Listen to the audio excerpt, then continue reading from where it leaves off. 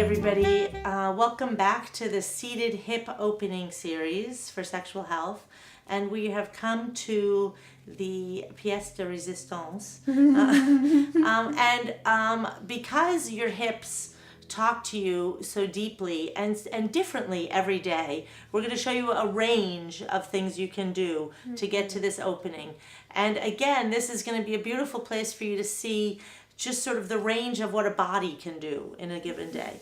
Yeah. So Caitlin's going to lead us through a couple different exercises, and we're going to laughingly kind of go along and see what I can and can't do compared to what she can and can't do. But we're going to find a pose that'll work for everybody, you know, by doing that. So the goal here is to stretch the piriformis muscle. And the piriformis muscle is a deep, commonly described as angry kind of little muscle in there. And it has a job of connecting the thigh bone into the hip socket. So it's one of the deep six, really deep muscle into the hip. And it really is easy for it to clench in all kinds of things, you know? Yeah. So stretching out the piriformis is going to be beneficial to open the hips, to find ease in the lower back, to find kind of flexibility in the pelvis, really. And you have to really be nice to yourself when you do this particular part of the series. Yes. Because it's sort of what we had talked about in another series about being willing to feel discomfort, right? So, you know, there might be some discomfort. I think you'll watch me in discomfort now. Yeah. But it also feels good. It's like that kind of pain that feels good. Right, and that's what we're going for. So if that's not what you're experiencing, then don't do it. Listen to your body, right? Right. So let's take the hands back behind us. This first variation, we'll have the feet on the floor. This is going to be our beginning variation. So the sitting bones are rooting down, but we're kind of leaning back, like we're catching some rays. And then we're going to cross the right ankle over the left, and you can move that left foot away. We'll flex the right foot. Okay. And then you can start to walk the left heel in as much as you like to feel a stretch. Okay, so this would be variation number 1. And so you can bring your leg into here, and really you're trying to find that release right here. Yeah. On the leg that's bent. So right in here. Yeah.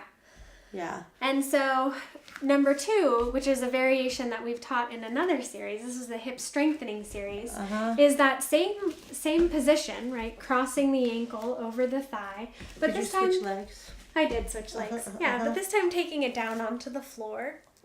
And then bringing the whole piece in toward the chest and hugging the back of the knee. And then we can also soften there into the right foot. So from here, you're maybe getting a little bit more release. You're maybe getting a little more intensity as well into that left hip. And also you should talk about like how it's easy to kind of slip to one side. Yes. And you want to stay right on the middle, right? We do, yeah. We want to keep weight rooted down evenly into the left and right sides, and using the shoulder blades and the hip bones as landmarks is really helpful here in keeping some balance. And another piece too is if you want to intensify the stretch, you can place your left hand on your inside edge of your left knee and just gently apply a little bit of pressure. And the truth is that like wherever you kind of move and you experiment in this pose, you get like a little bit different opening. Yeah, and Wendy, I noticed you're doing some little circles here. That's a really nice way to release the lower back. So then let's hug the knees into the chest. And we'll come on up to a seat. So those are some more beginning type of variations for opening up the hips and the piriformis. And now we're gonna kind of kick it up a notch. And this is a pose that a lot of people just kind of don't do because it's not comfortable. It's challenging, and they can't get the structural alignment happening. So this one we're going to be stacking the logs. We'll take the right leg on bottom, and then we're going to make sure that the knee and the ankle are in line. Okay. Okay, so you could even move it out a little. Ankle and knee in line. There we go. And we're going to root down through the sitting bones, and then we're going to bring the left ankle and let it overshoot the right knee. Yeah. And then we're going to do our best to root down into the left sitting bone.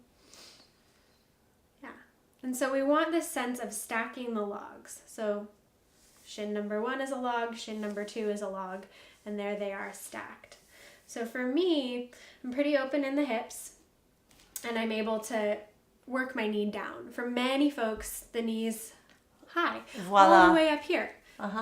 Still getting the same stretch, but how is it? Yeah, well, I'm really feeling the sensation of this kind of release going on.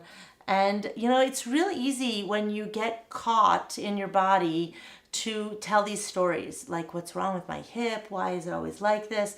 And so, because I'm sitting here with you, Caitlin, I'm just trying to be with it. It's like, oh, this is how my hip is today. Yeah. This is where I can move today. And, actually having started with the easy version and moved up, I can do this more than I could when we were first kind of checking it out.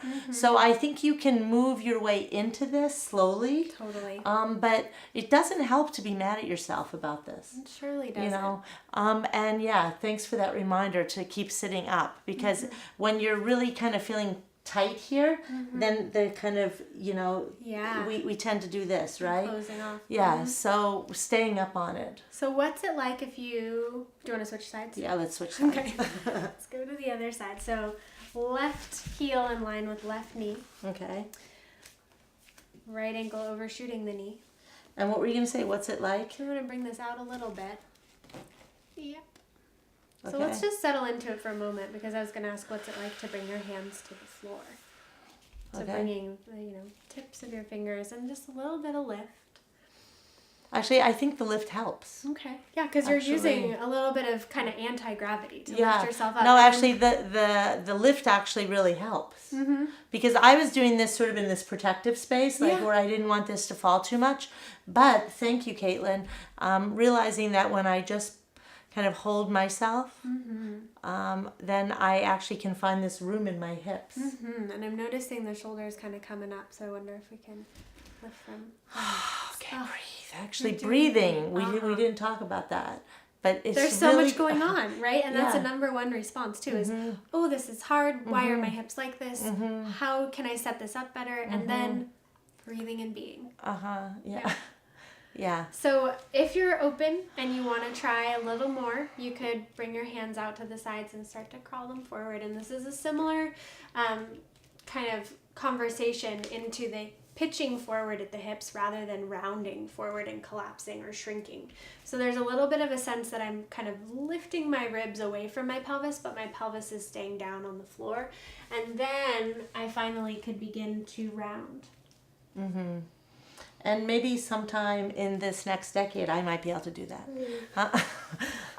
But it's okay because you get to see all the varieties. Are we going to do the other one, the cow face? Shake it out.